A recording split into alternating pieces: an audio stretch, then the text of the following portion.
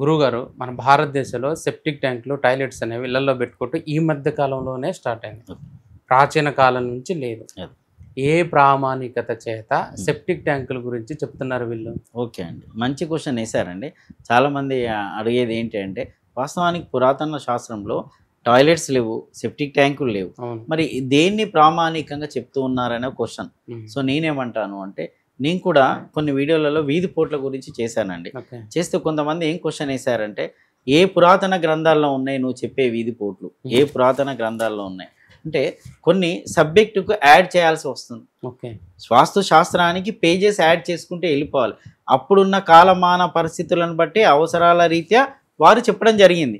ఇప్పుడున్న కాలమాన పరిస్థితులను బట్టి అవసరాలు ఏర్పడ్డాయి కాబట్టి ఇది సబ్జెక్ట్ను యాడ్ చేయాలి. ఇప్పుడు టీవీ ఉందనుకోండి, టీవీని ఏ బేస్ చేసుకొని ఈ మూలకు ఆ మూలకు చెప్తున్నారు అనేది కూడా క్వశ్చన్. మీ దాంట్లో అది కూడా ఇంక్లూడ్ చేయొచ్చు. అంటే ఒకప్పుడు టీవీని సౌత్ అండ్ వెస్ట్ వాళ్ళకు పెట్టమని చెప్పాం, వాస్తులో లేదు. సౌత్ వెస్ట్ ఎందుకు చెప్పాము అని అంటే, బరువును పాయింట్ ఆఫ్ వ్యూలో చూసుకొని సౌత్ వాళ్ళు పెట్టుకోండి, వెస్ట్ వాళ్ళకు పెట్టండి అన్నాను. ఇప్పుడు నాలాంటి వాళ్ళు ఏం చెప్తున్నాము అంటే, తూర్పు లేదా ఉత్తరం గోడకు హ్యాంగ్ చేయండి అంటే, అప్పుడు బరువు, ఇప్పుడు లైట్ వెయిట్ కదా. అదేవిధంగా వాస్తులో టాయిలెట్స్ లేవు, సెప్టిక్ ట్యాంక్ లేదు, కానీ ఇప్పుడు టాయిలెట్స్ అవసరం వచ్చేసింది కదా.